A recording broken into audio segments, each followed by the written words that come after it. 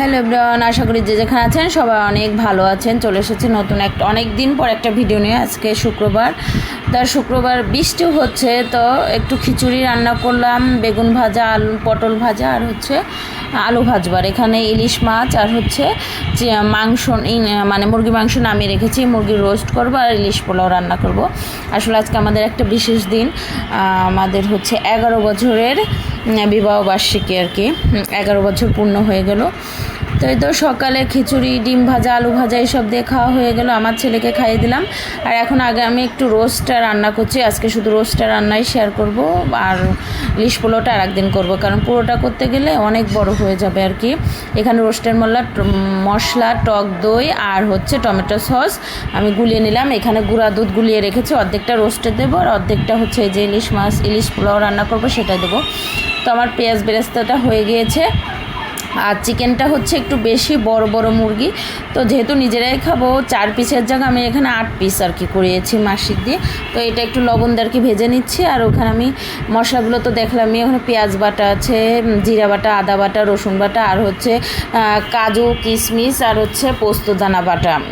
এই তো আমি এখানে পোড়নে দারচিনি, এলাচ, তেজপাতা দিয়ে দিয়েছি। পরে একটু পেস্টটা আর কি ভেজে নিচ্ছি ভালো করে। একটু হালকা লাল লাল হলে আমি পেঁয়াজ বাটা আস্তে আস্তে আর কি সব মশলা দিয়ে কষিয়ে নেব। আর ইদানিং তো গ্যাসের অনেক প্রবলেম করে, তো হালকা যে গ্যাস ছিল সেটাতেই আমি আর কি আস্তে আস্তে করে রান্নাটা করেছি আর কি। হয়ে গিয়েছে রান্নাটা, কিন্তু অনেকক্ষণ সময় লেগেছে।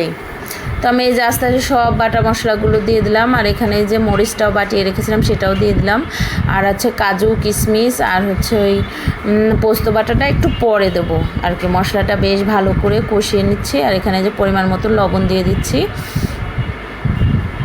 তো আমি যেহেতু আর কি রোস্টের মশলা দেবো, ওর ভিতরে বোধহয় ঝালের গুঁড়ো দেওয়া আছে, তো আমি এর জন্য আর এখানে শুকনো মরিচের গুঁড়ো ইউজ করিনি, শুধু কাঁচা মরিচ বাটাটাই ইউজ করেছি। তাই তো মশলাটা দেখেন অনেক সুন্দর করে কষিয়ে মানে ভেজে নিলাম। তেল বেরিয়ে যাওয়ার পরে এই যে আমি টক দই আর রোস্টের মশলা আর টমেটো সস একসাথে গুলিয়ে রেখেছিলাম সেটাও দিয়ে দিলাম। পরে এই বাটিতে অনেকটা মশলা আর কি লেগেছিলো, তো সেখানে একটু জল দিয়ে গুলিয়ে আবার দিয়ে দিলাম। এখন মশলাটা বেশ ভালো করে আর কি জলের সাথে কষিয়ে নেব যাতে পোড়া না লাগে। বেশ খানিকক্ষণ কষানোর পরে যেয়ে আমি যে এখানে বাদাম বাটা, পোস্ত আর হচ্ছে কিশমিশ বাটা দিয়ে দিলাম। আর আমি যেহেতু কিশমিশ বাটা দিয়েছি এর জন্য আর আস্ত কিশমিশ দেবো না, কারণ আমার ছেলে, আমার হাজব্যান্ড কিশমিশ পছন্দ করে না।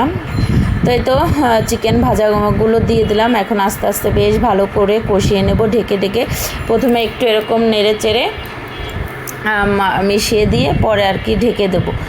ঢেকে ঢেকে আর কি কষাবো, যেহেতু গ্যাসের চাপটা একটু কম, এর জন্য ঢেকে ঢেকে দিয়ে রান্না করলে একটু তাড়াতাড়িও হবে আর চিকেনটা ভালো সিদ্ধও হবে। তো এই তো আমি ঢেকে দিয়েছিলাম। দেখেন একদম মশলাটা ভালো করে কষানো, তেল উঠে গিয়েছে। আর এর মধ্যে আসলে আমার এই ফোনটা যেটাতে আমি ভিডিও করি এটা আর কি একটা ফোন আসছিলো, পরে আর আমি এর মধ্যে দুধ দিয়েছি, একটু চিনি দিয়েছি, সেটা আর শেয়ার করা হয় নাই, কারণ যেহেতু আমি হালকা একটু গরম জল দিয়েছি আর বেশিটা আর কি দুধ দিয়ে দিয়েছিলাম। তো এই যে সব কিছু দিয়ে বেশ খানিকক্ষণ ঢেকে রান্না করার পরে এখন নামানোর আগে পেঁয়াজ বেরেস্তা দিয়ে নামিয়ে নেব।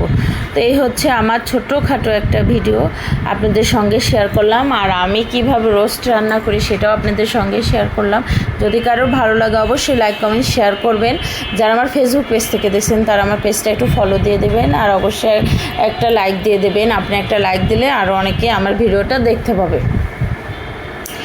আর হচ্ছে যারা আমার ফেসবুক পেজ, যারা আমার ইউটিউব চ্যানেল থেকে দেখছেন তারা অবশ্যই আমার চ্যানেলটা একটু সাবস্ক্রাইব করে দেবেন, আর ভিডিওটা দেখে একটা লাইক দিয়ে দেবেন, ভালো লাগলে কমেন্ট করবেন, আর অবশ্যই আমার চ্যানেলটা একটু সাবস্ক্রাইব করে দেবেন। তাই তো দেখেন আমার রোস্টটা পুরোপুরি হয়ে গিয়েছে। এখন আমি পেঁয়াজ বেরেস্তা দিয়ে দিলাম।